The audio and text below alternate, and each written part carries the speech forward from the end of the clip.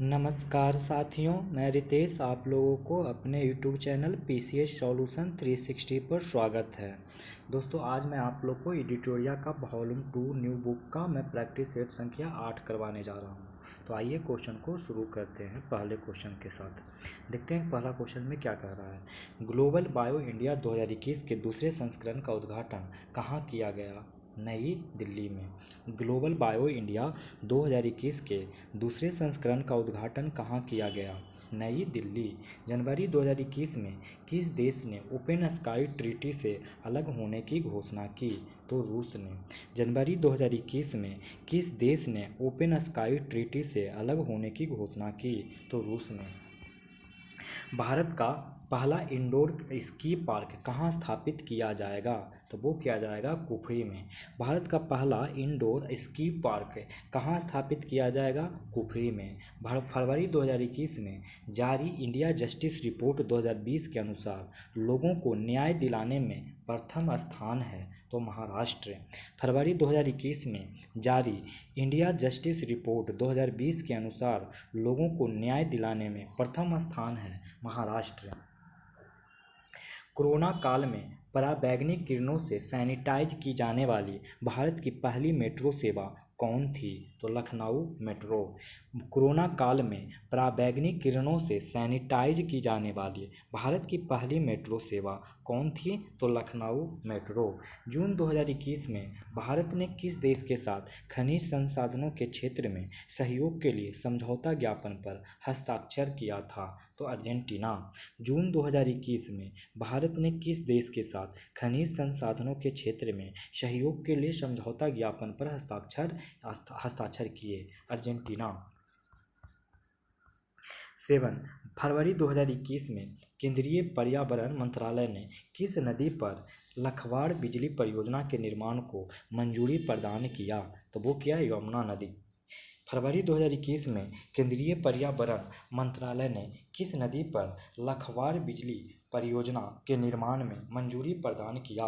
तो यमुना नदी। हाल ही में भारत का मुख्य सांख्यिकी के बाद किसे नियुक्त किया गया है?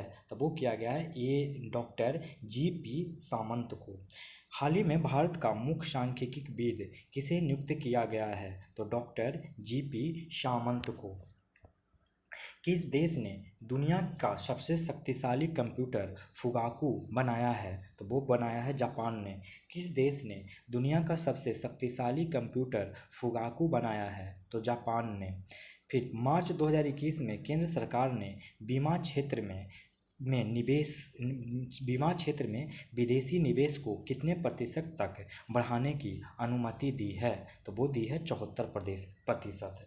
मार्च 2021 में केंद्र सरकार ने बीमा क्षेत्र में विदेशी निवेश को कितने प्रतिशत तक बढ़ाने की अनुमति दी है? तो 74% को। पुरुष एकल फ्रेंच ओपन टेनिस टूर्नामेंट 2021 किसने जीता है? तो वो जीता है नोवाक जोकोविच ने। हाल ही में राष्ट्रीय मानवाधिकार आयोग एनएचआरसी का अध्यक्ष किसे नियुक्त किया गया है? अरुण कुमार मिश्रा को। हाल ही में राष्ट्रीय मानवाधिकार आयोग एनएचआरसी का अध्यक्ष किसे नियुक्त किया गया है? अरुण कुमार मिश्रा को। 5 जून 2021 को मनाए गए विश्व पर्यावरण दिवस का थीम क्या था? तो वो था इकोसिस्टम रिस्टोरेशन। 5 जून 2021 को मनाए गए विश्व पर्यावरण दिवस का थीम क्या था? तो इकोसिस्टम रिस्टोरेशन। बसों में सफ़र करने वाली सवारियों की सहूलियत के लिए बिहार राज्य पथ निगम के लिए कौन सा ऐप लॉन्च किया है? तो चलो ऐप। बसों में सफ़र करने वाली सवारियों की सहूलियत के लिए बिहार राज्य पथ निगम ने कौन सा ऐप लॉन्च किया है? तो चलो ऐप। नाटो 2021 शिखर सम्मेलन का आयोजन कहाँ किया गया? तो ब्रुसेल्स में। नाटो 2021 शिखर सम्मेलन का आयोजन कहाँ किया गया? तो ब्रुसेल्स में। 16 का क्वेश्चन देखिए। निम्न में से किस शहर को स्मार्ट सिटी पुरस्कार से सम्मानित किया गया है? तो इंदौर और सूरत को स्मार्ट सिटी के पुरस्कार से सम्मानित किया गया है। इंदौर और सूरत को स्मार्ट सिटी पुरस्कार। कोविड-19 रोगियों की नियमित निगरानी हेतु किस राज्य सरकार द्वारा हिट कोविड ऐप लॉन्च किया गया है? तो बिहार। कोविड-19 रोगियों को नियमित निगरानी हेतु किस राज्य सरकार द्वारा हिट कोविड ऐप लॉन्च किया गया? तो बिहार। भारत के पहले मानव अंतरिक्ष मिशन गगनयान मिशन के लिए इसरो के ने किस अंतरिक्ष एजेंसी से समझौता किया है? तो वो किया है CNES से। भारत के पहले मानव अंतरिक्ष मिशन गगनयान मिशन के लिए इसरो ने किस अंतरिक्ष एजेंसी से समझौता किया है? तो CNES। 2022 में बर्मिंघम में आयोजित होने वाला राष्ट्रमंडल खेल का शुभंकर है? तो वो है ई क्यों? पेरी द पैचवर्क बुल, ये इसका आंसर होगा। क्या आंसर होगा? Peri the patchwork bull. Peri the patchwork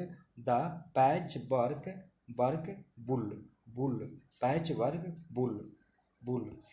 2022 में बर्मिंघम में आयोजित होने वाले राष्ट्रमंडल खेल का शुभंकर है? तो पेरी द पैचवर्क बुल। विश्व के पहले 6G उपग्रह को अंतरिक्ष में सफलतापूर्वक किस देश ने भेजा है? तो वो भेजा है चीन ने। विश्व के पहले 6G उपग्रह को अंतरिक्ष में सफलतापूर्वक किस देश ने भेजा है? तो चीन ने। हाल ही में फेसबुक ने अपनी कंपनी का नाम बदलकर क्या रखा है? तो वो रखा है मेटा। हाल ही में फेसबुक ने अपनी कंपनी का नाम बदलकर क्या रखा है? तो मेटा। 22 नंबर। हाल ही में किस राज्य सरकार ने 34 चिल्ड्रेन पुलिस स्टेशन का स्थापना की घोषणा की है? तो उड़ीसा। हाल ही में किस राज्य ने 34 चिल्ड्रेन पुलिस स्टेशन की स्थापना की घोषणा की है? तो उड़ीसा। हाल ही में भारतीय मूल को अनीता आनंद किस देश की नई रक्षा मंत्री नियुक्त हुई है? तो कनाडा। हाल ही में भारतीय मूल की अनीता आनंद किस देश की नई रक्षा मंत्री नियुक्त हुई है? कनाडा। अक्टूबर 2021 में चर्चा में रहा माउंट एसो ज्वालामुखी का विस्फोट किस देश में हुआ? तो जापान में। अक्टूबर 2021 में चर्चा में रहा माउंट एसो ज्वालामुखी का विस्फोट किस देश में हुआ? जापान। किस शहर में भारत का पहला अटल सामुदायिक नवाचार केंद्र शुरू किया गया? तो वो किया गया जयपुर में। किस शहर में भारत का पहला अटल सामुदायिक नवाचार केंद्र शुरू किया गया? तो जयपुर में। हाल ही में किस राज्य में ड्रोन स्कूल खोले जाने की घोषणा की है? तो वो की है मध्य प्रदेश में। हाल ही में किस राज्य में ड्रोन स्कूल खोले जाने की घोषणा की है? तो मध्य प्रदेश में। हाल ही में बिहार के किस गांव को देश का पहला न्यूट्रिशनल गांव घोषित किया गया है? तो वो किया गया कुकरी बिघा। हाल ही में बिहार के किस गांव को देश का पहला न्यूट्रिशनल गांव घोषित किया गया है? तो कुकरी बिघा। हाल ही में बिहार सरकार ने स्वच्छ ऊर्जा उत्पादन को महत्व प्रदान करते हुए किस जिले में सौर ऊर्जा प्लांट लगाने की घोषणा की है? तो वो की है लखीसराय और भागलपुर ने। हाल ही में बिहार सरकार ने स्वच्छ ऊर्जा उत्पादन को महत्व प्रदान करते हुए किस जिले में सौर ऊर्जा प्लांट लगाने की घोषणा की है? लखीसराय, भागलपुर। हाल ही में केंद्र सरकार ने उत्तर भारत की पहली बायोडीजल रिफाइनरी को कहाँ स्थापित करने हेतु मंजूरी दी है? तो वो पटना में। हाल ही में केंद्र सरकार ने उत्तर भारत की पहली बायोडीजल रिफाइनरी को कहाँ स्थापित करने हेतु मंजूरी दी है? पटना में। 15 मार्च 2021 को केंद्र सरकार के महत्वाकांक्षी कार्यक्रम ग्राम उजाला योजना की शुरुआत बिहार के किस जिले से की गई? तब वो की गई भोजपुर। 15 मार्च 2021 को केंद्र सरकार के महत्वाकांक्षी कार्यक्रम ग्राम उजाला योजना की शुरुआत बिहार के किस जिले से की गई? तो भोजपुर। वेद त्रयी और त्रयी में कौन सा वेद सम्मिलित नहीं होता है? तो कौन सा सम्मिलित नहीं होता है? तो अथर्ववेद। वेद त्रयी या त्रयी में कौन सा वेद सम्मिलित नहीं होता है? तो अथर्ववेद। 6ठी शताब्दी ईसा पूर्व में भारतवर्ष में 16 महाजनपद थे। इनमें से कुल कितने महाजनपद बिहार में स्थित हैं? तो वो हैं 3।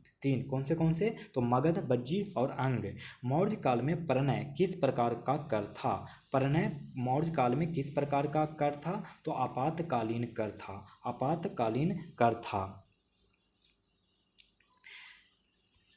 34 रेडियो कार्बन 14 यानी C14 जैसी नवीन विश्लेषण पद्धति के अनुसार हड़प्पा सभ्यता की तिथि निम्न में से कौन है? तो वो है 2500 ईस्वी पूर्व से 1750 ईस्वी पूर्व तक। रेडियो कार्बन 14 जैसी नवीन विश्लेषण पद्धति के अनुसार हड़प्पा सभ्यता की तिथि निम्न में से कौन है? तो 2500 ईस्वी पूर्व से 1700 ईस्वी पूर्व तक, 1750 ईस्वी पूर्व तक। प्राचीन भारत में द्वितीय नगरीकरण के उदय का संबंध मुख्य रूप से प्राचीन भारत में द्वितीय नगरीकरण के उदय का संबंध मुख्य रूप से किस शताब्दी से है? तो वो है 6ठी शताब्दी से है। प्राचीन भारत में द्वितीय नगरीकरण के उदय का संबंध मुख्य रूप से किस शताब्दी से है? तो 6ठी शताब्दी से है। नेक्स्ट क्वेश्चन, शिल्प वेद निम्न में से किस वेद का उपवेद है? तो वो है अथर्ववेद का, अथर्ववेद का। देखिए कुछ वेद हैं, आपको 4 वेद का 4 उपवेद हम आपको याद करवा देते हैं। ऋग्वेद का उपवेद होता है आर्युवेद। ऋग्वेद का उपवेद क्या होता है? तो आर्युवेद, आर्युवेद। और सामवेद का उपवेद क्या है? तो गंधर्ववेद। गंधर्ववेद किसका उपवेद है? तो सामवेद का। यजुर्वेद किसका उपवेद? यजुर्वेद का कौन सा उपवेद है? तो धनुर्वेद। और अथर्ववेद का उपवेद कौन है? तो शिल्पवेद। अथर्ववेद का उपवेद शिल्पवेद। 37 ऋग्वेद कालीन समाज में पानी शब्द किस शब्द निम्न में से किसके लिए प्रयुक्त होता है? तो वो होता है पशुओं की चोरी करने वाला व्यापारी। ऋग्वेद कालीन समाज में पानी शब्द निम्न में से किसके लिए प्रयुक्त होता है? तो पशुओं की चोरी करने वाला व्यापारी। संगम कालीन महाकाव्य शिल्पादिकारम के लेखक कौन थे? तो वो थे इलंगो आदिगल। निम्नलिखित में से कौन सा युग में सही सुमेलित नहीं है? तो कौन सा सही सुमेलित नहीं है? तो सोलंकी वंश का संस्थापक पृथ्वीराज चौहान इसने नहीं किया था, जबकि सोलंकी वंश का स्थापना मूलराज ने किया था। किसने किया था? मूलराज ने। और इन्होंने अपनी राजधानी अनिलवारा को बनाया, मूलराज ने। और राजधानी कहाँ बनाया? तो अनिलवारा को। बाकी चौहान वंश के संस्थापक वासुदेव, परमार वंश के संस्थापक उपेंद्र, और सोलंकी वंश का मूलराज जो कि राजधानी अनिलवारा ने बनाया। गढ़वाल वंश का संस्थापक चंद्रदेव। पाल वंश के किस शासक ने मुंगेर को अपनी राजधानी बनाया था? तो वो बनाया था देवपाल। पाल वंश के किस शासक ने मुंगेर को अपनी राजधानी बनाया था? देवपाल। शेर शाह ने किस युद्ध में विजय के बाद शेर शाह की उपाधि धारण की थी? तो चौसा का युद्ध, जो कि शेर शाह ने चौसा का युद्ध यानी कि बक्सर के युद्ध में हुमायूं को पराजित किया था, तथा चौसा के युद्ध में विजयी होने के बाद शेर खान ने शेर शाह की उपाधि के साथ सिंहासन पर विराजमान हुआ। ठीक है। 42 नंबर क्वेश्चन, दिल्ली सल्तनत का वास्तविक संस्थापक किसे माना जाता है? तो इल्तुतमिश को माना जाता है। दिल्ली सल्तनत का वास्तविक संस्थापक किसे माना जाता है? इल्तुतमिश को। शुद्ध द्वैतवाद मत के संस्थापक निम्न में से कौन है? तो बल्लभाचार्य। शुद्ध द्वैतवाद के संस्थापक कौन है? तो बल्लभाचार्य। उत्तराधिकारी के युद्ध में औरंगजेब ने दारा शिकोह को किस युद्ध में अंतिम रूप से पराजित कर दिल्ली में अपना राज्याभिषेक कराया? तो वो करवाया देवराय का युद्ध। उत्तराधिकारी के युद्ध में औरंगजेब ने दारा शिकोह को किस युद्ध में अंतिम रूप से पराजित कर दिल्ली में अपना राज्याभिषेक कराया था? तो देवराय का युद्ध। तुगलक काल में बिहार की राजधानी कहाँ थी? तो वो था बिहार शरीफ में। तुगलक काल में बिहार की राजधानी कहाँ थी? तो बिहार शरीफ में। 1763 से 1800 ईस्वी तक चले सन्यासी विद्रोह का नाम सन्यासी विद्रोह किसने दिया था? तो वारेन हेस्टिंग्स ने दिया था। 1763 से 1800 ईस्वी तक चले सन्यासी विद्रोह का नाम सन्यासी विद्रोह किसने दिया था? तो वारेन हेस्टिंग्स ने दिया था। दिल्ली में मदरसा ए बेगम की स्थापना निम्नलिखित में से किसने किया था? तो माहम अंगा ने किया। दिल्ली में मदरसा ए बेगम की स्थापना निम्नलिखित में से किसने किया था? तो माहम अंगा ने किया। बिहार में चंपारण कृषि कानून किस वर्ष पारित हुआ? तो ये किस वर्ष पारित हुआ? तो 1918 में पारित हुआ। बिहार में चंपारण चंपारण कृषि कानून किस वर्ष पारित हुआ? तो 1918 में। किस वायसराय के समय भारत और यूरोप के बीच प्रथम समुद्री टेलीग्राफ सेवा की शुरुआत की गई थी? तो वो की गई थी सर जॉन लॉरेंस। किस वायसराय के समय भारत और यूरोप के बीच प्रथम समुद्री टेलीग्राफ सेवा की शुरुआत की गई थी? Sir John Lawrence. दक्कन विद्रोह 1875 के बाद उत्पन्न हुई स्थिति के कारण किस वर्ष दक्कन कृषक राहत अधिनियम पारित किया गया? तो 1879 में। दक्कन विद्रोह 1875 के बाद उत्पन्न हुई स्थिति के कारण किस वर्ष दक्कन कृषक राहत अधिनियम पारित किया गया? 1879। आप सूची 1 को सूची 2 से मिलान करें। विद्रोह का एक तरफ केंद्र है, दूसरा तरफ नेतृत्व करता। तो देखिए क्या है, लखनऊ से बेगम हजरत महल ने किया था। लखनऊ से बेगम हजरत महल ने, कानपुर से नाना साहब ने, झांसी से रानी लक्ष्मीबाई, इलाहाबाद से लियाकत अली। लखनऊ से बेगम हजरत महल, कानपुर से नाना साहब, झांसी से रानी लक्ष्मीबाई, इलाहाबाद से लियाकत अली। 1937 के प्रांतीय चुनाव में कांग्रेस ने कितने प्रांतों में पूर्ण बहुमत प्राप्त किया था? तो वो प्राप्त किया था 5। 1937 के प्रांतीय चुनाव में कांग्रेस ने कितने प्रांतों में पूर्ण बहुमत प्राप्त किया था? तो 5। 53 का देखिए, 53 निम्नलिखित में से किस अधिनियम के द्वारा सर्वप्रथम केंद्र में द्विसदनात्मक विधायिका स्थापित की गई थी? तो इसका आंसर हो जाएगा भारत सरकार अधिनियम 1939। निम्नलिखित में से किस अधिनियम के द्वारा सर्वप्रथम केंद्र में द्विसदनात्मक विधायिका स्थापित की गई थी? तो भारत सरकार अधिनियम 1919। Question number 54, United Indian patriotic association की स्थापना किसने की थी? तो वो की थी ऑप्शन ई। देखिए, सैयद अहमद खान ने 1888 में कांग्रेस के विरोध में बनारस में राजा शिव प्रसाद के सहयोग से यूनाइटेड इंडियन पैट्रियाट एसोसिएशन का गठन किया। इस संस्था का उद्देश्य कांग्रेस के गठन का विरोध करना था। तो आंसर क्या हो जाएगा? सैयद अहमद खान। ठीक तो है, सैयद अहमद खान ही तो होगा। और शिव प्रसाद, राजा शिव प्रसाद दोनों ही होगा। यूनाइटेड इंडियन पैट्रियाट एसोसिएशन की स्थापना किसने की? तो सैयद अहमद खान और राजा शिव प्रसाद के द्वारा। जून 1945 में आयोजित शिमला सम्मेलन में कांग्रेस प्रतिनिधि मंडल का नेतृत्व किसने किया था? तो मौलाना अबुल कलाम आज़ाद ने। जून 1945 में आयोजित शिमला सम्मेलन में कांग्रेस प्रतिनिधि मंडल का नेतृत्व किसने किया था? तो मौलाना अबुल कलाम आज़ाद ने। 56 नंबर, 2 सितंबर 1946 को गठित अंतिम सरकार के अध्यक्ष कौन थे? तो वो थे लॉर्ड बेबल। 2 सितंबर 1946 को गठित अंतरिम सरकार के अध्यक्ष कौन थे? Lord Wavell. राजा राम मोहन राय द्वारा स्थापित प्रथम संस्था निम्नलिखित में से कौन सी थी? तो आत्मीय सभा थी। राजा राम मोहन राय द्वारा स्थापित प्रथम संस्था निम्नलिखित में से कौन थी? तो आत्मीय सभा, जो कि 1814 में स्थापना किए थे। 1814 में आत्मीय सभा का स्थापना राजा राम मोहन ने किया। फिर 1816 में वेदांत सोसाइटी की स्थापना किया। 1816 में राजा राम मोहन ने वेदांत सोसाइटी की स्थापना किए। फिर 1821 में कलकत्ता यूनिटेरियन कमेटी की स्थापना किए। कलकत्ता यूनिटेरियन कमेटी की स्थापना 1821 में किए। और 1828 में ब्राह्मण समाज की स्थापना किया। 1828 में ब्राह्मण समाज की स्थापना की। जबकि तत्वबोधिनी सभा की स्थापना 1839 में देवेंद्र नाथ टैगोर ने किया था। तत्वबोधिनी सभा का स्थापना देवेंद्र नाथ टैगोर ने 1839 में। तो राजा राम मोहन राय के बारे में 4 स्थापना याद रखिए। सबसे पहला स्थापना आत्मीय सभा का 1814 में,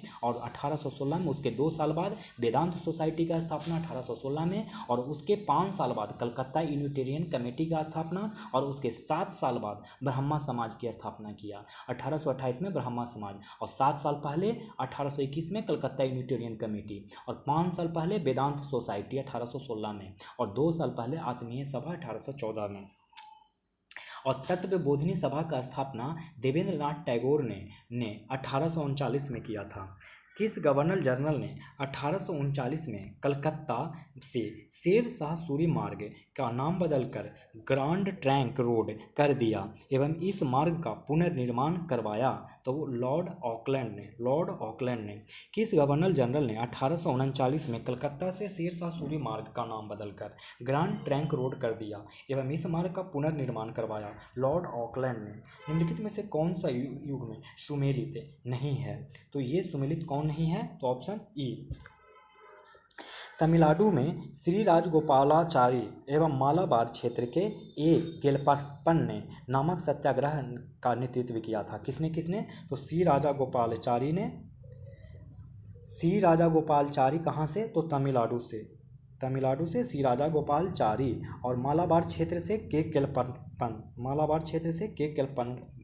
बाकी उड़ीसा से गोपाल बंधु चौधरी और पेशावर से खान अब्दुल गफ्फार खां, ये सही है। बाकी यही दोनों गलत है, इसलिए ऑप्शन क्या हो जाएगा? ई। फिर से देख लीजिए, एक्चुअली में तमिलनाडु से आंदोलन का स्थापना का नेतृत्वकर्ता राजगोपालचारी थे और मालाबार से केलप्पन थे और उड़ीसा से तो जानते ही हैं गोपाल बंधु चौधरी, पेशावर से खान अब्दुल गफ्फार खां। मद्रास का लेबर यूनियन का गठन निम्नलिखित में से किसने किया? तो वो किया है बीपी बाडिया ने। मद्रास लेबर यूनियन का गठन निम्नलिखित में से किसने किया? तो बीपी बाडिया ने किया। नेहरू रिपोर्ट तैयार करने वाले कमेटी के सदस्यों में निम्नलिखित में से कौन शामिल नहीं था? तो वो कौन शामिल नहीं था? तो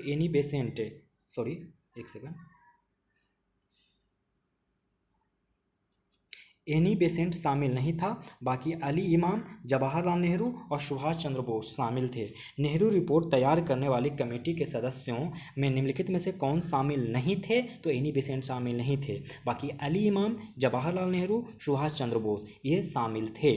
देखिए, नेहरू समिति का गठन एक नेहरू समिति हुआ था, यानी नेहरू कमेटी, जिसमें मोतीलाल नेहरू की अध्यक्षता में संविधान की रूपरेखा तैयार करने के लिए किया गया था। इस समिति में एनी बेसेंट शामिल नहीं थे। और ये कब हुआ था नेहरू समिति का गठन? 1928 में हुआ था। 62 साइमन कमीशन द्वारा किस वर्ष अपनी रिपोर्ट प्रस्तुत की गई थी? 1930 को। साइमन कमीशन द्वारा किस वर्ष अपनी रिपोर्ट प्रस्तुत की गई थी? 1930 को। 63 नंबर क्वेश्चन। 63 कह रहा है कि निम्न में से कौन सा युग में सही सुमेलित नहीं है? कौन सा युग सही सुमेलित नहीं है? तो सी, बेलूथम्पी विद्रोह आंध्र प्रदेश में नहीं हुआ था, क्योंकि यह विद्रोह केरल में हुआ था। आंध्र प्रदेश में ना होकर कहाँ हुआ था?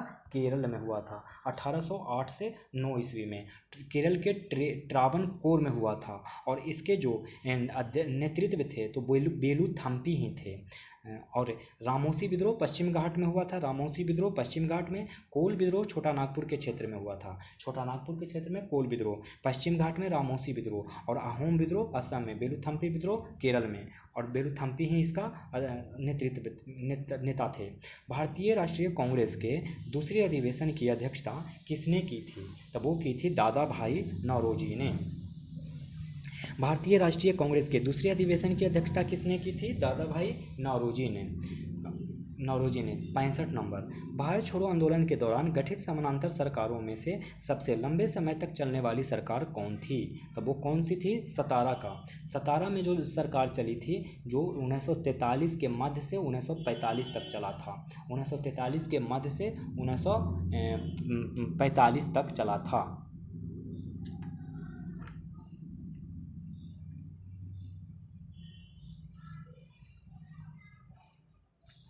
नेक्स्ट क्वेश्चन कह रहा है कि वर्ष 1931 में निम्नलिखित में से कौन सी घटना सबसे पहले घटित हुई थी? तो वो हुई थी चंद्रशेखर आज़ाद की शहादत। चंद्रशेखर आज़ाद की शहादत 27 फरवरी 1931 को हुआ था। 27 फरवरी 1931 को चंद्रशेखर आज़ाद का शहादत हुआ था। और गांधी इरविन समझौता 5 मार्च 1931 को हुआ था। 5 मार्च 1931 को। इसके कुछ ही दिन बाद, मतलब अगर उस 1931 में फरवरी कितने महीने महीने कितने दिन का महीना था ये कैलकुलेट कर लीजिए और 5 दिन और जोड़ लीजिए, इतने दिन। भगत सिंह को फांसी कब हुआ था? तो 28 मार्च 1931। भगत सिंह को फांसी 28 मार्च 1931। तो देख रहे हैं ये जो फरवरी से और मार्च के बीच में 3 बड़े बड़े काम हुए थे। डी ऑप्शन देख लीजिए, भारतीय राष्ट्रीय कांग्रेस का कराची अधिवेशन 25 से 29 मार्च 1931। 25 से 29 मार्च 1931 के बीच में भारतीय राष्ट्रीय कांग्रेस का कराची अधिवेशन हुआ था। ये भी अधिवेशन बहुत ही इंपॉर्टेंट अधिवेशन है। तो केवल ये एक महीने के अंदर में देखा जाए 29 और यहाँ पे 27, देखिए लगभग एक महीने के अंदर में ये सारे 4 इंपॉर्टेंट घटनाएं हुए था। 27 फरवरी 1931 को चंद्रशेखर आज़ाद का शहादत हो गया। फिर 5 मार्च 1931 को गांधी जी दौड़ के इरविन के साथ समझौता करने लगे और फिर 28 मार्च 1931 को भगत सिंह को फांसी दे दिया गया। और इतना ही नहीं, 25 से 29 मार्च जब इनको फांसी का सजा मिल रहा था उस वक्त कराची में हमारे कांग्रेस के सारे नेता वहाँ पे अधिवेशन कर रहे थे। नेक्स्ट क्वेश्चन, बिहार में व्यक्तिगत सत्याग्रह के प्रथम सत्याग्रही कौन थे? तो ये थे श्री कृष्ण सिंह। प्रथम सत्याग्रही श्री कृष्ण सिंह थे और जिनको बिहार केसरी के नाम से जाना जाता है और ये बिहार के राज्य के प्रथम मुख्यमंत्री भी रहे हैं। 68 नंबर, दादा भाई नौरोजी ने प्रथम बार किस वर्ष कांग्रेस के अधिवेशन की अध्यक्षता किए? तो 1886 में। दादा भाई नौरोजी ने प्रथम बार किस वर्ष किए? तो 1886 में, जो कि कलकत्ता में हुआ था। कलकत्ता में जो 1886 में हुआ प्रथम बार, वहाँ पे कांग्रेस के अधिवेशन में अध्यक्षता किए। और उसके बाद उन्होंने 1893 में भी किया और 1906 में भी कांग्रेस का अध्यक्ष किया। 3 बार इन्होंने किए, 1886 और 1893 और 1906 में भी किया। नेक्स्ट क्वेश्चन, निम्नलिखित में से किसको सांप्रदायिक पंचायत कम्युनल अवार्ड के तहत पृथक निर्वाचन क्षेत्र के अंतर्गत नहीं रखा गया है? तो वो है जैन। निम्नलिखित में से किसको सांप्रदायिक पंचायत कम्युनल अवार्ड के तहत पृथक निर्वाचन क्षेत्र के अंतर्गत नहीं रखा गया है? जैन को। बाकी एंग्लो इंडियन, यूरोपियन और सिख को रखा गया है। यूरोपीय, एंग्लो इंडिया और सिख को रखा गया है। किसके कार्यकाल में अंग्रेजों को भारतीय शिक्षा के माध्यम के रूप में स्वीकृत किया गया था? तो वो किया गया लॉर्ड विलियम बेंटिंक को। किसके कार्यकाल में अंग्रेजों को भारतीय शिक्षा के माध्यम के रूप में स्वीकृत किया गया था? Lord William Bentinck. Namchik Namphuk कोयला क्षेत्र किस राज्य में स्थित है? तो वो है अरुणाचल प्रदेश में। नामचिक नामफुक कोयला क्षेत्र अरुणाचल प्रदेश में है। निम्न में से कौन सी जनजाति विषुवत रेखीय जलवायु प्रदेश में निवास नहीं करती है? तो वो कौन सी है? तो वो है बद्दू। बद्दू जो है ये विषुवत रेखीय जलवायु प्रदेश में निवास नहीं करती है, क्योंकि जब बद्दू सहारा एवं अरब में निवास करने वाली जाति है। निम्न में से परवाल द्वारा निर्मित स्थल नहीं है, तो कौन नहीं है? Option E. देखिए, जितने भी आपको विकल्प दिए गए हैं सारे के सारे परवाल निर्मित स्थल के उदाहरण हैं, जैसे लक्षद्वीप समूह, फिजी एटाल, दक्षिण फ्लोरिडा तट, ग्रेट बैरियर रीफ, ये सारे के सारे परवाल द्वारा निर्मित स्थल हैं। लक्षद्वीप समूह, फिजी एटाल, ग्रेट बैरियर रीफ और दक्षिण फ्लोरिडा तट ये सारे के सारे क्या हैं? तो परवाल द्वारा निर्मित हैं। दक्षिण फ्लोरिडा एवं मन्नार की खाड़ी तटीय परवाल भित्ति, ग्रेट बैरियर रीफ अवरोधक परवाल भित्ति तथा फिजी एटाल एवं लक्षद्वीप एटाल परवाल भित्ति के उदाहरण हैं। तो 74 नंबर, कैलिफोर्निया की जलधारा किस प्रकार की समुद्री जलधारा है? तो वो है ठंडी। कैलिफोर्निया की जलधारा ठंडी जलधारा। क्षोभ मंडल की मोटाई विषुवतीय रेखा क्षेत्र के ऊपर अधिक है। क्षोभ मंडल की मोटाई विषुवत रेखीय क्षेत्र के ऊपर अधिक है, तो वो क्या है? यहाँ पृथ्वी के गुरुत्वाकर्षण बल का प्रभाव कम है। फिर दूसरा, विषुवत रेखा पर पृथ्वी के घूर्णन गति अधिक होती है, इसलिए ऑप्शन ई। क्षोभ मंडल की मोटाई विषुवत रेखीय क्षेत्र के ऊपर अधिक है, क्योंकि यहाँ पृथ्वी के गुरुत्वाकर्षण बल का प्रभाव कम है। दूसरा, विषुवत रेखा पर पृथ्वी के घूर्णन गति के अधिक होती है। निम्न में से कौन सा देश बाल्टिक देश नहीं है? तो बाल्टिक देश कौन नहीं है निम्नलिखित में से? तो बेलारूस बाल्टिक कंट्री नहीं है। बाकी एस्टोनिया, लाटविया, लिथुआनिया ये सब बाल्टिक कंट्री हैं। Estonia, Latvia, Lithuania Baltic country है। विश्व का सबसे छोटा देश क्षेत्रफल में कौन सा है? तो वो है मोनाको विश्व का सबसे छोटा देश है, लेकिन ये निम्नलिखित में है। लेकिन अगर ओवरऑल पूछा जाए तो वेटिकन सिटी सबसे छोटा, वेटिकन सिटी जो कि ऑप्शन में नहीं है, दुनिया का सबसे छोटा देश है। उसका पता है 0.44 स्क्वायर किलोमीटर, 0.44 स्क्वायर किलोमीटर में ये देश फैला हुआ है। कईयों के तो बड़े बड़े लोग होते हैं जिनका तो इतना में तो घर होता है, उनका हवेली होता है 0.44 किलोमीटर में। मतलब कितना? 440 स्क्वायर मीटर, 440 स्क्वायर मीटर का तो घर ही होता है लगभग। फिर देखिए मोनाको 2 स्क्वायर किलोमीटर में का देश है। Monaco 2 square kilometre. Nauru 21 kilometre square का देश है। तुवालू 26 किलोमीटर स्क्वायर का देश है। और सोलोमन द्वीप ये बहुत बड़ा है, 28,400 स्क्वायर किलोमीटर का। तो सबसे छोटा कौन होगा? Vatican city.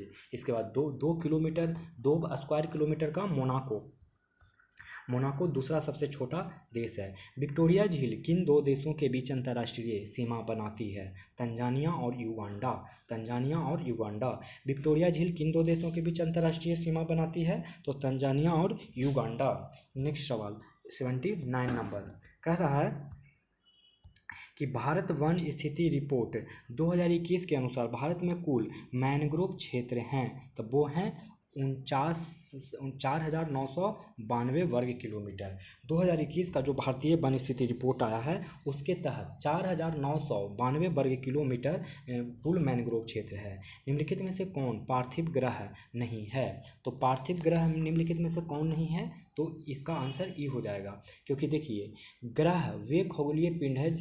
पहले मैं आप लोग को डायरेक्ट आंतरिक ग्रह को ही पार्थिव ग्रह होता है ये बता देता हूँ कि पार्थिव ग्रह किसको किसको कहते हैं। बुध, शुक्र, पृथ्वी एवं मंगल को बुध, शुक्र, पृथ्वी, मंगल को क्या कहते हैं? तो पार्थिव ग्रह कहते हैं, क्योंकि ये पृथ्वी के समान होते हैं। बृहस्पति या बाह्य ग्रह, बृहस्पति, शनि, अरुण और वरुण को बृहस्पति ग्रह या बाह्य ग्रह कहा जाता है। तो ऑप्शन ई। निम्नलिखित में से कौन सुमेलित है? तो वो डी ऑप्शन सुमेलित है, सारे के सारे सुमेलित हैं। आग्नेय चट्टान को ग्रेनाइट बोलते हैं, चूना पत्थर अवसादी चट्टान को चूना पत्थर कहते हैं। और कायांतरिक चट्टान नीस है, कायांतरिक चट्टान का उदाहरण क्या है? नीस। भारत के साथ सीमा साझा करने वाले शीर्ष 3 देश कौन से हैं? तो वो शीर्ष देश कौन से हैं? तो बांग्लादेश, चीन, पाकिस्तान। सबसे ज़्यादा बॉर्डर शेयर भारत का बांग्लादेश के साथ करता है, फिर चीन के साथ, फिर पाकिस्तान के साथ। देखिए मैं यहाँ से आप लोगों को कुछ चीज़ें याद कराता हूँ जो आप याद कर लेंगे, ठीक है। सबसे पहले बांग्लादेश, चाइना, पाकिस्तान, नेपाल, म्यांमार, भूटान और अफ़गानिस्तान। एक बार फिर से मैं लिख देता हूँ ताकि आपको ठीक रह जाए, एक ही लाइन में लिख देता हूँ। बांग्लादेश, चाइना, पाकिस्तान, नेपाल, म्यांमार, भूटान और अफ़गानिस्तान। ये जो सारे देश हैं आपको दिख रहे हैं, ये सारे के सारे देश हमारे देश से, हमारे भारत से सीमा साझा करते हैं। और इसी क्रम में भी हैं BCP, NMBA, इस तरीके से याद कर लीजिए। BCP और NMBA, नंबा याद रख लीजिए, BCP नंबा करके। सबसे ज़्यादा देश से बॉर्डर शेयर करता है बांग्लादेश, जिसका है 4,096 किलोमीटर। बांग्लादेश के साथ कितना बॉर्डर शेयर करता है? तो 4,096। BCP और नंबा सी यानी चाइना से हम लोग का शेयर करता है 3488 किलोमीटर। पाकिस्तान से 33 और नेपाल के साथ 1751 किलोमीटर और म्यांमार के साथ 1643 किलोमीटर और भूटान के साथ 699 और अफगानिस्तान के साथ 106, सबसे कम अफगानिस्तान 106। देखिए 4096 बांग्लादेश याद रखिए, 34 दूनी 68 होता है, जिसमें 20 जोड़िएगा तो आता है 3488। 34 दूना 68 होता है, उसमें 20 जोड़िएगा तो आता है 3488, जो कि चाइना का है। 34 दूना 68 होता है, जिसमें 20 जोड़िएगा तो 3488 हो जाएगा। चाइना का बॉर्डर शेयर किया। फिर 33 देखिए 3 कितना बार है? 2 बार है। क्या है? तो 3 है 2 बार। तो 33 इस तरह से याद कर लीजिए, या 33 याद रखिए, उसमें से 10 घटा के और आंसर बोल दीजिए। 33 उसमें से 10 घटाइए, हो गया 33। और नेपाल 17 याद रखिए, उससे 3 मल्टीप्लाई करिए, आ गया 1751। बांग्लादेश का ये भूटान है। भूटान का आप याद रख लीजिए। उसके बाद म्यांमार है, तो म्यांमार का याद रख लीजिए 1643। 16 को आप 3 से मल्टीप्लाई करेंगे, क्योंकि देखिए हम जो भी डेटा याद कर रहे हैं जिसमें 3 काफ़ी ज़्यादा इंपॉर्टेंट है, तो 16 को फिर से एक बार 3 से मल्टीप्लाई करिए, 48 आता है, उससे 5 घटा दीजिए, 1643 आएगा। तो म्यांमार के साथ कितना बॉर्डर शेयर करता है? 1643। और फिर है भूटान में है 700 में 1 किलोमीटर कम, 700 में 1 किलोमीटर कम, यानी 699 किलोमीटर भूटान। और अफगानिस्तान आपको याद रखना होगा 106 किलोमीटर, याद हो गया। नेक्स्ट क्वेश्चन कह रहा है सूची 1 को सूची 2 से मिलान करें। एक तरफ है नदियाँ, दूसरी तरफ है सहायक नदियाँ। तो 83 का देखिए आंसर क्या हो जाएगा? ए।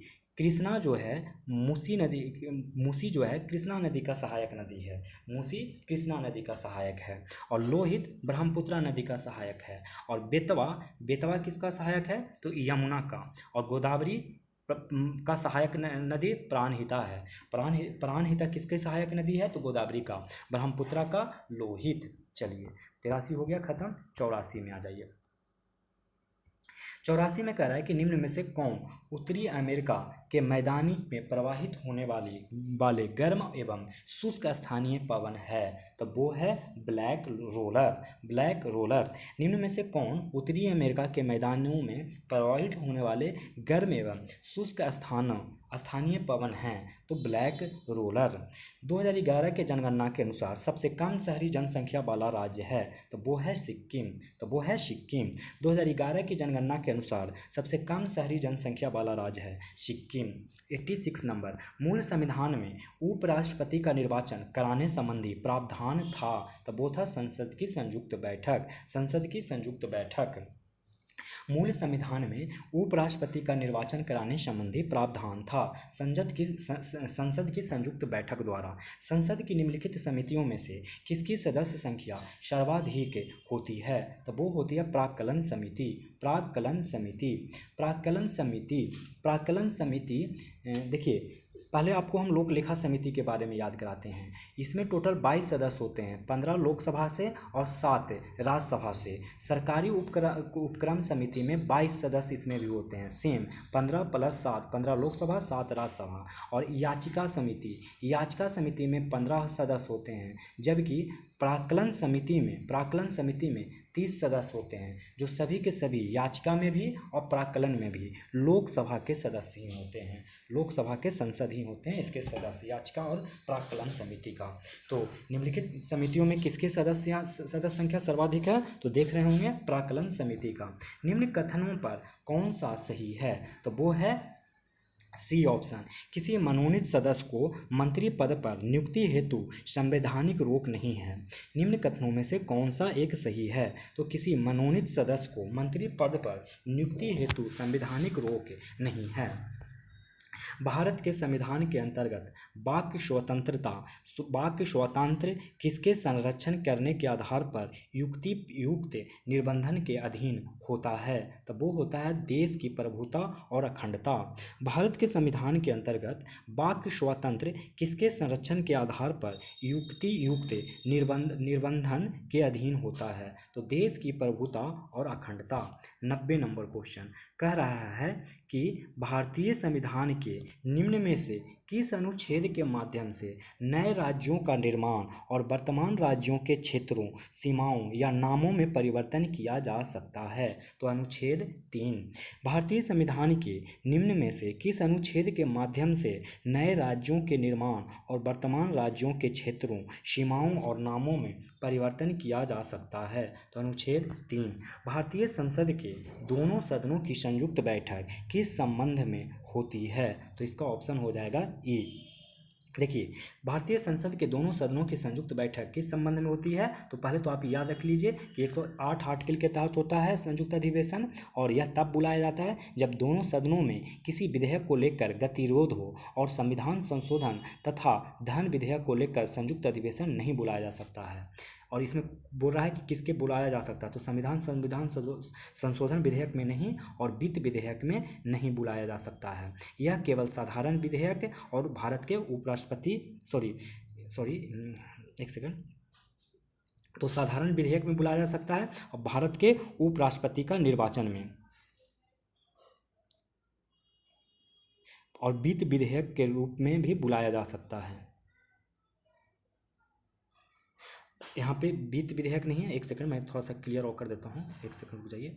देखिए क्या है कि संविधान संशोधन विधेयक के लिए नहीं, और एक धन विधेयक होता है जिसके लिए नहीं बुलाया जाता, लेकिन वित्त विधेयक के लिए बुलाया जा सकता है और साधारण विधेयक के लिए भी बुलाया जा सकता है। आपको समझ में आ गया होगा। भारत के सर्वोच्च न्यायालय ने किस वर्ष में न्यायाधीशों की नियुक्ति के लिए कॉलेजियम व्यवस्था को अपनाया गया? तो वो अपनाया गया 8 बार,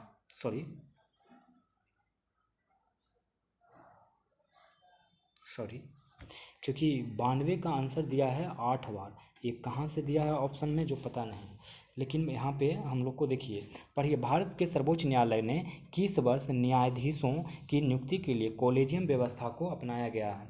आप इस क्वेश्चन को थोड़ा छोड़ दें और इसको चेक कर लें, क्योंकि इसका आंसर जो सही से दिया नहीं है, ठीक है ना।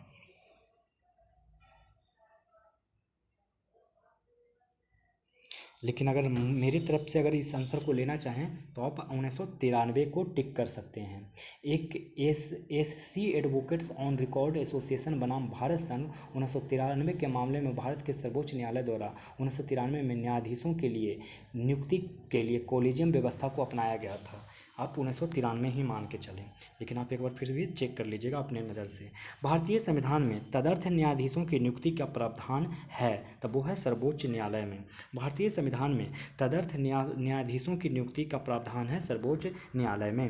राष्ट्रीय आपातकाल के समय संसद द्वारा राज्य सूची के विषय पर बनाया गया कानून आपातकाल के समाप्ति के उपरांत कब तक प्रभावी रहता है? तब वो रहता है आपातकाल के समाप्ति के उपरांत 6 माह तक प्रभावी रहता है। राष्ट्रीय आपातकाल के समय संसद द्वारा राज्य सूची के विषय पर बनाया गया कानून आपातकाल की समाप्ति के उपरांत कब तक प्रभावी रहता है? तो आपातकाल के समाप्ति के उपरांत 6 माह तक प्रभावी रहता है। निम्नलिखित में से कौन सा एक वैसा संबंध नहीं है जैसा कि केंद्र राज्य संबंध के बारे में भारतीय संविधान में निर्देशित है? तो वो इसका आंसर हो जाएगा न्यायिक संबंध। न्यायिक संबंध। निम्नलिखित में से कौन सा एक वैसा संबंध नहीं है जैसा कि केंद्र राज्य संबंधों के बारे में भारतीय संविधान में निर्दिष्ट है? तो यह है न्यायिक संबंध। नेक्स्ट क्वेश्चन कह रहा है निम्न में से किसे संसद की लोक लेखा समिति का मित्र, दार्शनिक और मार्गदर्शक कहा जाता है? तो वो कहा जाता है नियंत्रक एवं महालेखक परीक्षक को। निम्न में से किसे संसद की लोक लेखा समिति का मित्र, दार्शनिक और मार्गदर्शक कहा जाता है? तो नियंत्रक एवं महालेखक परीक्षक को।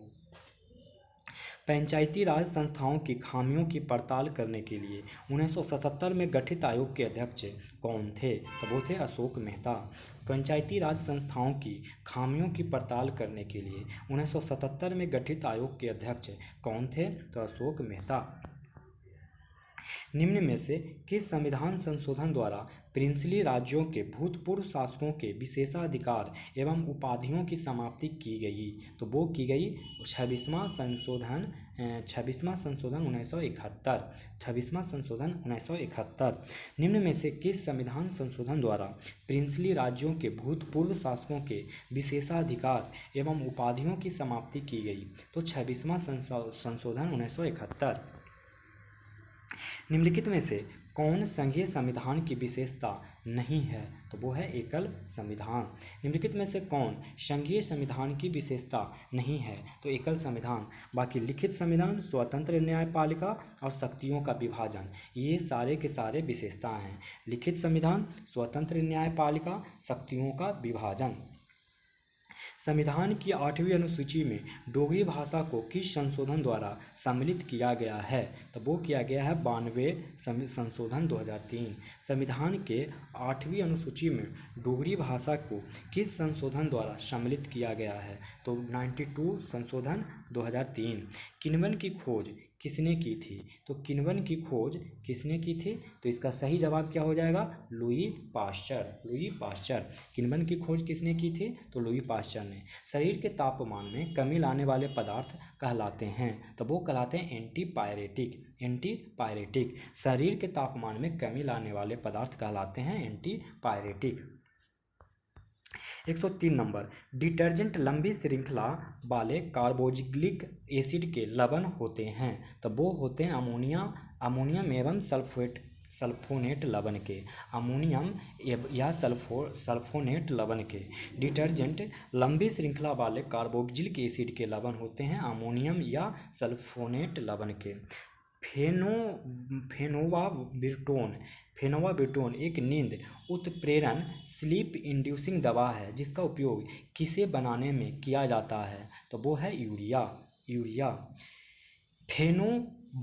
फेनोवाबिरटोन एक नींद उत्प्रेरण दवा है, स्लीप इंड्यूसिंग दवा है जिसका उपयोग किसे बनाने में किया जाता है? यूरिया। रोगों के उपचार के लिए रसायनों के प्रयोग को कहते हैं? तो वो कहते हैं कीमोथेरेपी। रोगों के उपचार के लिए रसायनों के प्रयोग को कहते हैं कीमोथेरेपी। अच्छे ईंधन की विशेषता होती है? अच्छे ईंधन की विशेषता होती है ऑप्शन ई। देखिए, एक अच्छा ईंधन को अच्छा माना जाता है जब उसका ज्वलन तापमान कम हो। ज्वलन तापमान क्या हो? कम हो और कम हो, बड़ी मात्रा में गर्मी भी पैदा करे। बड़ी मात्रा में क्या करे? गर्मी पैदा करे। उच्च कैलोरी मान हो, उसका उच्च कैलोरी मान हो। स्टोर करना आसान हो, जलने के बाद कम अवशेष छोड़े। जलने के बाद क्या करे? कम अवशेष छोड़े। सस्ता हो, आसानी से उपलब्ध हो। सस्ता हो, आसानी से उपलब्ध हो और उसके दहन को नियंत्रित किया जा सके। दहन को नियंत्रित किया जा सके। अपशिष्ट कम दे। तो ये सारे के सारे क्या हैं? सही ही हैं। अगला क्वेश्चन, पीवीसी यानी पॉलीविनाइल क्लोराइड और पॉलीथीन के बारे में निम्नलिखित में से कौन सा कथन सही है? तो वे थर्मोप्लास्टिक हैं। पीवीसी क्या है? थर्मोप्लास्टिक हैं। थर्मोप्लास्टिक हैं। थर्मोप्लास्टिक के उदाहरण आप याद रखिए, पॉलीथीन और पीवीसी। पॉलीथीन और पीवीसी। पॉलीथीन और पीवीसी। थर्मोसेटिंग प्लास्टिक का उदाहरण याद रखिए, थर्मोसेटिक प्लास्टिक का बेकेलाइट और मेलामाइन। बेकेलाइट और मेलामाइन याद रखिए। 108, निम्नलिखित में से कौन सा एक कण प्रति कण युग्म सुमेलित है? तो इलेक्ट्रॉन पॉजिट्रॉन। निम्नलिखित में से कौन सा एक कण प्रति कण युग्म में सुमेलित है? तो इलेक्ट्रॉन पॉजिट्रॉन। भूपर्पटी पर ऑक्सीजन के बाद सबसे अधिक उपलब्ध मूल तत्व है? तो ये मूल तत्व कौन है? तो वो है सिलिकॉन। भूपर्पटी पर ऑक्सीजन के बाद सबसे अधिक उपलब्ध मूल तत्व है सिलिकॉन। इसके लिए आपको हमने एक ट्रिक याद कराया था और वो ट्रिक क्या था कि ओ शियाल फेंका ना, ये कैल्शियम है, फेंका ना, और इसके बाद इतना ही आप याद कर लेंगे तो बहुत हो जाएगा। इसके अलावा और भी होता है कॉपर, जिंक, मैंने इस टाइप का। तो देखिए, ओ मतलब ऑक्सीजन, SI मतलब सिलिकॉन, एल्युमिनियम, आयरन, कैल्शियम और सोडियम। ठीक है। निम्नलिखित में से सबसे अधिक क्रियाशील धातु कौन सी है? तो वो है कैल्शियम। निम्नलिखित में से सबसे अधिक क्रियाशील धातु कौन सी है? कैल्शियम। अब ये कैसे है जरा देखिए, निम्नलिखित में से ये पूछा है, लेकिन क्रियाशीलता के आधार पर कैल्शियम, मैग्नीशियम, हाइड्रोजन, पारा इस ऑप्शन में किया जाए तो कैल्शियम सबसे ज़्यादा, फिर मैग्नीशियम और फिर हाइड्रोजन और फिर पारा, इस ऑप्शन के हिसाब से। लेकिन इसका भी अलग होता है, वो कभी और देखेंगे। फिलहाल 111 नंबर देखिए। 6 फीट लंबे व्यक्ति की ऊंचाई नैनोमीटर में कैसे व्यक्त की जाएगी? तो इसका आंसर हो जाएगा 183 गुना 10⁻7 नैनोमीटर। देखिए कैसे होगा, आपको एक डेटा याद रखना होगा कि 1 feet is equal to 0.305 metre होता है। क्या होता है? 1 feet is equal to 0.305 metre होता है। तो बताइए 6 फीट बराबर कितना मीटर हो जाएगा? तो 6 से मल्टीप्लाई कर देंगे, 0.305 मीटर हो जाएगा। तो मल्टीप्लाई करके आप बताइए कितना होगा। आप मल्टीप्लाई करोगे तो आएगा 1.83 मीटर, ये 1.83 मीटर। तो देखिए 6 फीट इज इक्वल टू अब कितना हो गया? 1.83 मीटर। और आप लोगों को एक पता और होगा कि 1 नैनोमीटर इज इक्वल टू होता है 10⁻⁻9 मीटर। तो अगर मैं पूछूं कि 6 फीट में कितना नैनोमीटर हो जाएगा, तो हम कह सकते हैं कि 1 नैनोमीटर में 10⁻⁻9 नैनोमीटर, तो 6 फीट में 1.83 गुना 10⁻⁻9 मीटर गुना 9 मीटर, एक्चुअली +9 मीटर हो जाएगा। तो इसका आंसर आ जाएगा 183 गुना 10⁻7 नैनोमीटर। 183 इंटू, क्योंकि देखिए 1 मीटर बराबर हो जाएगा 10⁻9 metre, nanometre 1 metre equal to 10⁻9 nanometre. ठीक है ना? और एक बार इसको थोड़ा सा चेक कर लीजिएगा और बढ़िया से बना के, तो आप लोग को आंसर समझ में आ जाएगा। सोनार तकनीक में हम उपयोग करते हैं, तो क्या करते हैं उपयोग? तो परासर्व तरंगे यूज करते हैं, परासर्व तरंगे यूज करते हैं सोनार में। कौन सा? तो परासर्व। सोनार का जो फुल फॉर्म होता है साउंड नेविगेशन एंड रेंजिंग। पदार्थ के संवेग और द्रव्यमान के अनुपात में कौन सी भौतिक राशि प्राप्त की जाती है? ये तो बहुत ही आसान है, वेग। देख लीजिए, मोमेंटम होता है P इक्वल टू mv, और इसको कहता है कि हम द्रव्यमान से डिवाइड करेंगे, तो क्या बचेगा? वेलोसिटी यानी वेग। यदि पृथ्वी और सूर्य की दूरी दोगुनी कर दी जाए तो सूर्य द्वारा पृथ्वी पर गुरुत्वाकर्षण बल होगा, तो वो होगा अब जितना है उसका 1/4 गुना। यदि पृथ्वी और सूर्य की दूरी दोगुनी कर दी जाए तो सूर्य द्वारा पृथ्वी पर गुरुत्वाकर्षण बल होगा अब जितना है उसका 1/4 गुना। पृथ्वी का पलायन वेग कितना है? तो पृथ्वी का पलायन वेग कितना है? तो आंसर 11, एक्चुअली होता है 11.2 किलोमीटर पर सेकेंड, 11.2 किलोमीटर पर सेकेंड। तो इसको मीटर में बदलिएगा तो आ जाएगा 11,200 मीटर सेकेंड। निम्नलिखित में से कौन सा कठोरतम धातु है? तो प्लेटिनम सबसे कठोरतम धातु है। सर्वाधिक कठोर देखिए, क्वेश्चन को ध्यान से सुनिए, आपको इसमें हीरा भी नजर आ रहा होगा। कह रहा है कौन कठोरतम धातु, सर्वाधिक कठोर धातु प्लेटिनम है। और अगर सबसे कठोर तत्व पूछे तब हीरा बताइएगा। ये क्या है? सबसे कठोर तत्व। और अगर सबसे कठोर धातु पूछे तो प्लेटिनम। देख लीजिए, धातु है प्लेटिनम, और अगर कठोर तत्व पूछे तो हीरा। आप कंफ्यूज नहीं करिएगा। निम्न में से कौन से अर्धचालक है? तो 1 और 4 सिलिकॉन और जर्मेनियम, ये अर्धचालक पदार्थ हैं। जर्मेनियम और सिलिकॉन क्या है? अर्धचालक। मोबाइल चार्जर होता है एक अपचाई ट्रांसफार्मर, मोबाइल चार्जर क्या होता है? तो एक अपचाई ट्रांसफार्मर, जिसको स्टेप डाउन बोलते हैं, स्टेप डाउन ट्रांसफार्मर।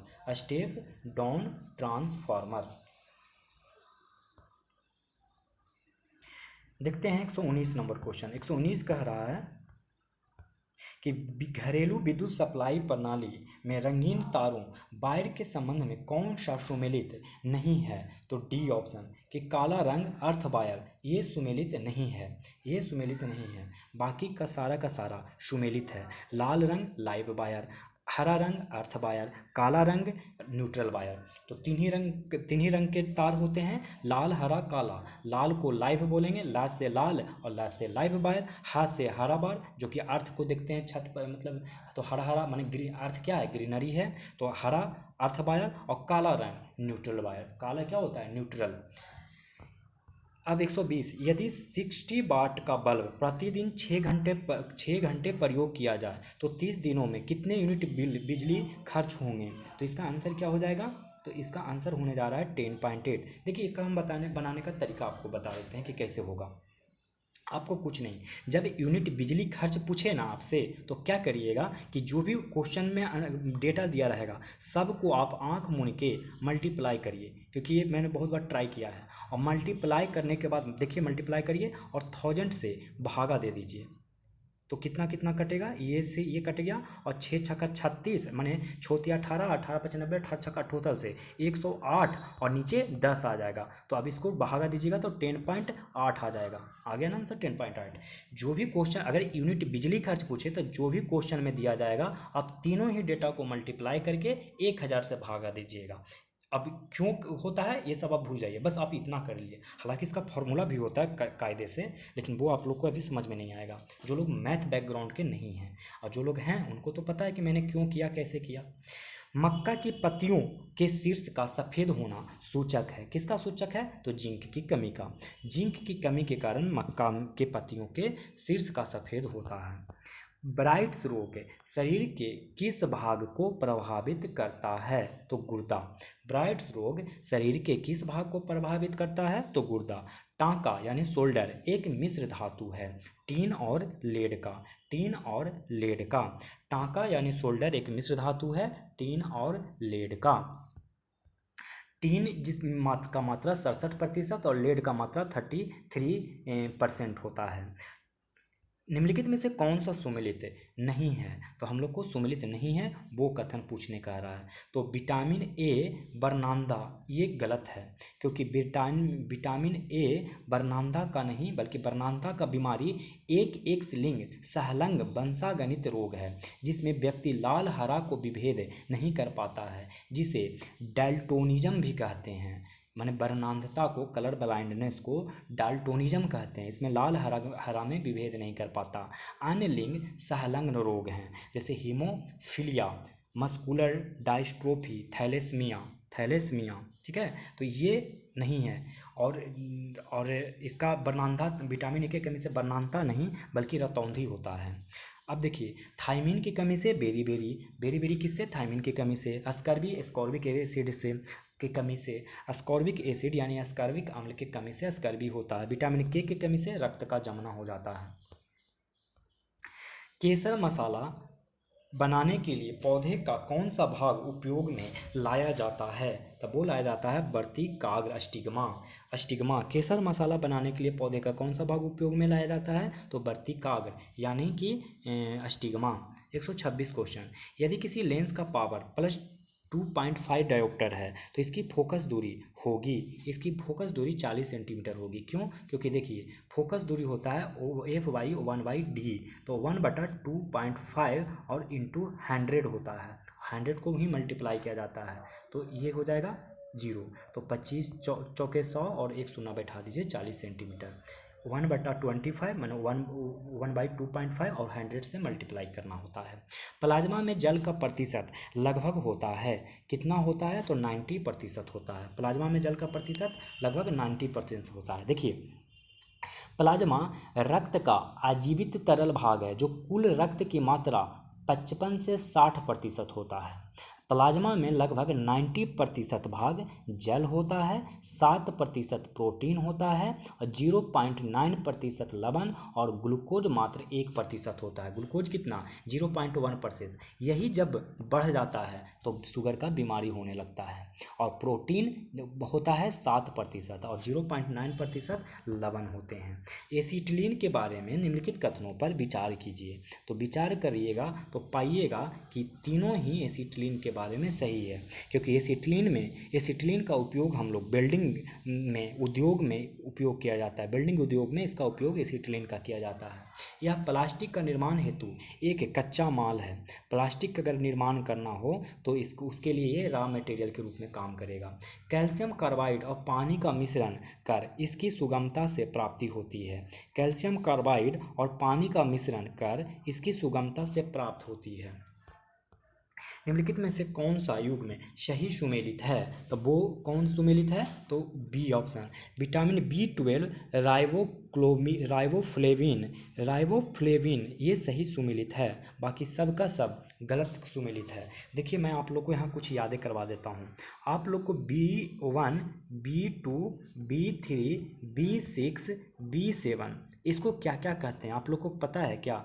हम आपको याद करवाते हैं। विटामिन C और विटामिन D और ए को तो आपको पता होगा रेटिनॉल कहते हैं, सी को एस्कॉर्बिक एसिड कहते हैं, डी को कैल्सीफेरॉल कहते हैं। डी को क्या कहते हैं? कैल्सीफेरॉल। सी को क्या कहेंगे? एस्कॉर्बिक एसिड और ए को रेटिनॉल। देखिए B1 को थायमिन कहेंगे, B1 को थायमिन, B2 को राइबोफ्लेविन, B3 को नियासिन, B6 को पायराडॉक्सिन और विटामिन B7 को बायोटीन या विटामिन H कहेंगे। बायोटीन या विटामिन H। चलिए, जब वायरस द्वारा कोशिकाएं संक्रमित हो जाती है तो वह संक्रमित कोशिकाएं अपनी आत्मरक्षा हेतु जो पदार्थ उत्पन्न करती है वह निम्न में से कौन है? तो इंटरफेरॉन। जब वायरस द्वारा कोशिकाएं संक्रमित हो जाती है तो वह संक्रमित कोशिकाएं अपनी आत्मरक्षा हेतु जो पदार्थ उत्पन्न करती है वह निम्न में से कौन है? इंटरफेरॉन। यदि सरकार अपनी घाटे की आपूर्ति के लिए RBI से कर्ज के रूप में धन लेती है उस घाटे को कहते हैं तो मौद्रीकृत घाटा। क्या कहते हैं? मौद्रीकृत घाटा। यदि सरकार अपनी घाटे की आपूर्ति के लिए RBI से कर्ज के रूप में धन लेती है तो उस घाटे को कहते हैं मौद्रीकृत घाटा। भारत की अर्थव्यवस्था को सबसे अच्छे ढंग से किन शब्दों में व्यक्त किया जा सकता है? तो मिश्रित अर्थव्यवस्था। भारत की अर्थव्यवस्था को सबसे अच्छे ढंग से किन शब्दों में व्यक्त किया जा सकता है? तो मिश्रित अर्थव्यवस्था। 133 नंबर कह रहा है कि वर्ष 2018 में सब्जियों और फलों के विश्वव्यापी निर्यात में भारत का हिस्सा था तो वो था 1.4%। वर्ष 2018 में सब्जियों और फलों के विश्वव्यापी निर्यात में भारत का हिस्सा था 1.4%। 2020-21 में वर्तमान कीमतों पर निम्न में से किस राज्य का निवल राज्य घरेलू उत्पाद सबसे अधिक रहा है? तो वो रहा है डी यानी तमिलनाडु। वर्ष 2020-21 में वर्तमान कीमतों पर निम्न में से किस राज्य का निवल राज्य घरेलू उत्पाद सबसे अधिक रहा है? तमिलनाडु। सिडबी की स्थापना की गई है लघु स्तरीय उद्योगों को वित्त प्रदान करने हेतु। रेपो दर वह दर है जिस पर भारतीय रिजर्व बैंक अन्य बैंकों को ऋण देता है। रेपो दर वह दर है जिस पर भारतीय रिजर्व बैंक अन्य बैंकों को ऋण देता है। नेशनल प्लानिंग कमेटी का गठन किसके निर्देश पर किया गया? तो Subhash Chandra Bose. National planning committee का गठन किसके निर्देश पर किया गया? सुभाष चंद्र बोस। 1938 में नेशनल प्लानिंग कमेटी का गठन सुभाष चंद्र बोस के निर्देशन पर किया गया, जबकि इस कमेटी की अध्यक्षता जवाहरलाल नेहरू ने किए थे। इफ़को क्या है? तो भारतीय कृषक उर्वरक सहकारी संस्था। इफ़को क्या है? तो भारतीय कृषक उर्वरक सहकारी संस्था। निम्न में से कौन सी समिति सार्वजनिक वितरण प्रणाली से संबंधित थी? तो वो थी वेणुगोपाल समिति। निम्न में से कौन सी समिति सार्वजनिक वितरण प्रणाली से संबंधित थी? वेणुगोपाल समिति। बिहार बजट 2022-23 के अनुसार वित्तीय वर्ष 2022-23 में राज्य के अपने स्रोतों से कर राजस्व के रूप में कितनी राशि प्राप्त होने का अनुमान है? तो वो है 41,387 करोड़ रुपया। 41,387 करोड़ रुपया। बिहार बजट 2022-23 के अनुसार वित्तीय वर्ष 2022-23 में राज्य के अपने स्रोतों से कर राजस्व के रूप में कितनी राशि प्राप्त करने का अनुमान है? तो 41,387 करोड़ रुपया। 41,387 करोड़ रुपया। तो इस तरीके से 1 से 140 क्वेश्चन नंबर तक खत्म हो गया।